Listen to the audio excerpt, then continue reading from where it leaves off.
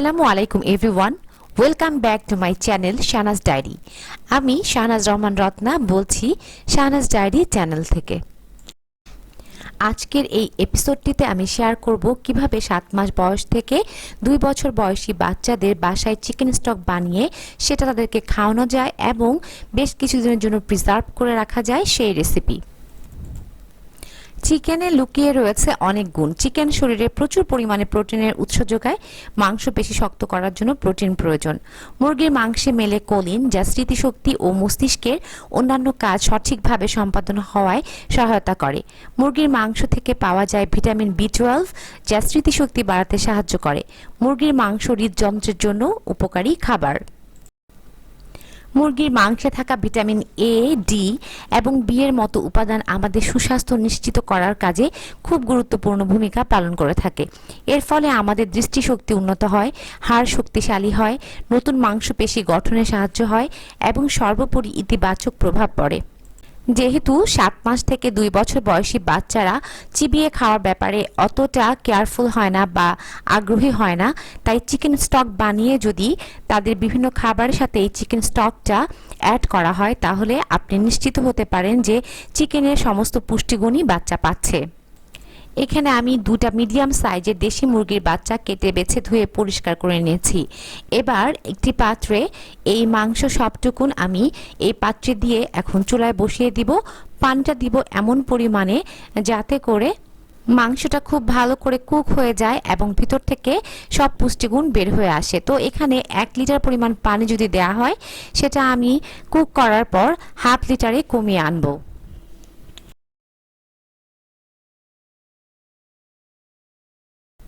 চুলায় বসিয়ে দিয়েছি হাই টেম্পারেচারে ঢাকনা দিয়ে ঢেকে। প্রথমে আমি কুক করে নেব 10 থেকে 15 মিনিট, যাতে করে মাংসটা সিদ্ধ হয়ে আসে এবং হাড় থেকে যাতে করে আমি অনায়াসে ছড়িয়ে নিতে পারি। ফিরে এসেছি 15 মিনিট পর। মাংসটা ভালো করে সিদ্ধ হয়ে গেছে। এখন আমি এটা একটু ঠান্ডা করে নিব। নেয়ার পর মাংসগুলো একটা প্লেটে তুলে নিয়ে প্রথমে আমি হাড় থেকে মাংসগুলো সব ছড়িয়ে নিব।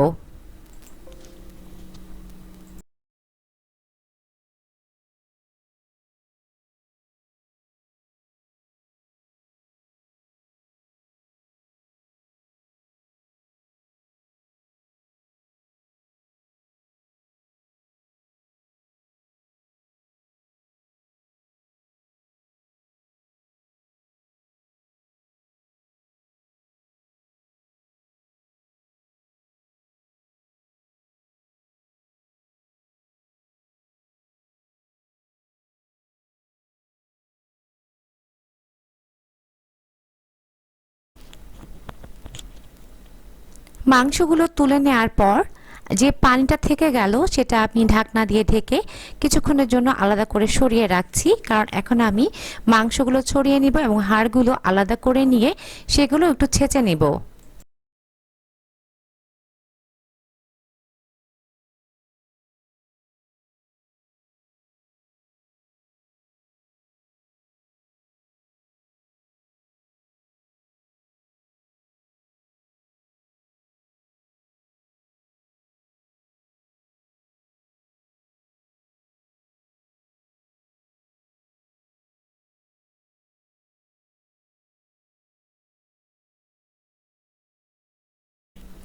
মাংস এবং হাড়গুলো আমি সব এভাবে ছড়িয়ে আলাদা করে নিয়েছি।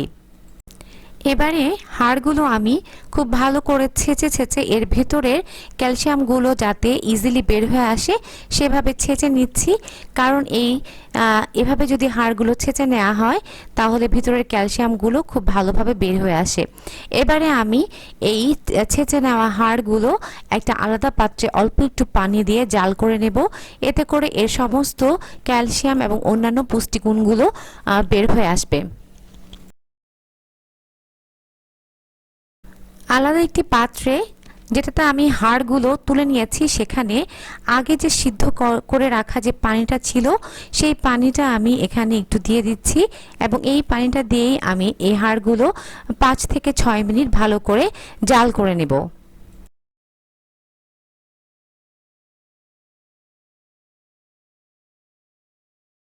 হাড়গুলো ঢাকনা দিয়ে ঢেকে আমি 5 থেকে 6 মিনিট ভালো করে জাল করে নিয়েছি। এদিকে গ্রাইন্ডারে আমি মাংসগুলো ওই আগে মাংস সিদ্ধ করা যে পানিটা ছিল সেটা দিয়ে গ্রাইন্ড করে নিলাম।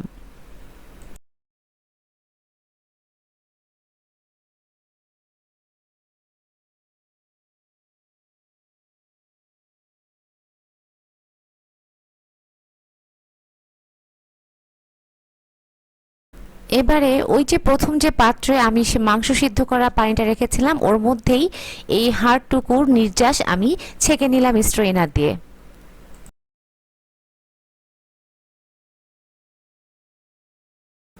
এবারে এর মধ্যে গ্রাইন্ড করে নেওয়া মাংসগুলো সব দিয়ে দিলাম এবং আরেকটুখানি পানি অ্যাড করে আমি এখন জালে দিয়ে দিব।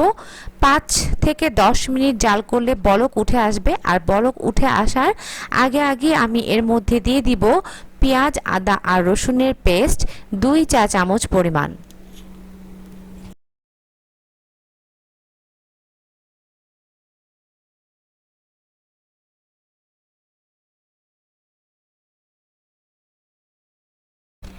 নেড়ে চেড়ে দিয়ে ভালো করে হাই টেম্পারেচারে জাল দিয়ে আমি এটাকে এখন বলক তুলে নিচ্ছি।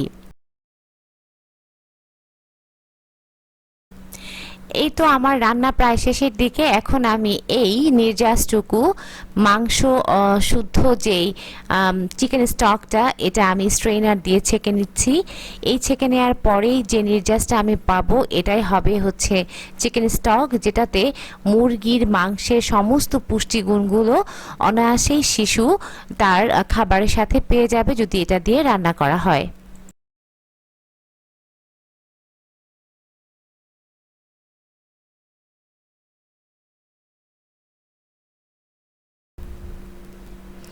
এই তো এভাবে স্ট্রেনার দিয়ে মাংসগুলো আমি সব আলাদা করে ছেঁকে নিয়েছি এবং চিকেন স্টকটা পেয়ে গেছি। এখানে প্রায় হাফ লিটারের মতো চিকেন স্টক হয়েছে বা করেছি। আর এই যে ছেঁকে নেওয়া যে মাংসগুলো এটা কিন্তু ফেলে দেব না, এটা দিয়েও কিন্তু অনেক মজার মজার রেসিপি রান্না করা যায়, সেটা আপনাদের সাথে অন্য কোনো ভিডিওতে অবশ্যই শেয়ার করব। এই যে এখানে অনেকগুলো ঝুরি মাংস চিকেনের, যেটা আমি প্রিজার্ভ করে রাখবো ফ্রিজে এবং পরে সুবিধা মতো সময়ে অন্য কোনো রেসিপি বানিয়ে যেটা আমি সাধারণত করি সেটা আপনাদের সাথে শেয়ার করব। আমি চিকেন স্টকটা একটা প্লাস্টিকের কন্টেইনারে আমি সবগুলো ঢেলে নিয়েছি এবং এটা ফ্রিজে রেখেছিলাম। ফ্রিজে 2 ঘন্টা পর এটা এমন থকথকে ভারী হয়ে গেছে।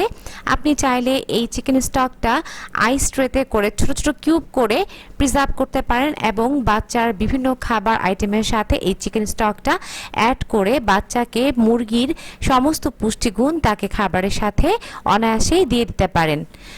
এই ছিল আজকের ভিডিওটি ভালো লাগলে অবশ্যই আমার ভিডিওটিতে একটি লাইক করবেন, আমার চ্যানেলটিকে সাবস্ক্রাইব করবেন এবং পাশে থাকা বেল আইকনটি বাজিয়ে দেবেন। অল নোটিফিকেশনটি অবশ্যই অন করে দেবেন, যাতে করে আমি নতুন ভিডিও দিলেই সেটা যেন আপনি নোটিফিকেশনে দেখতে পান।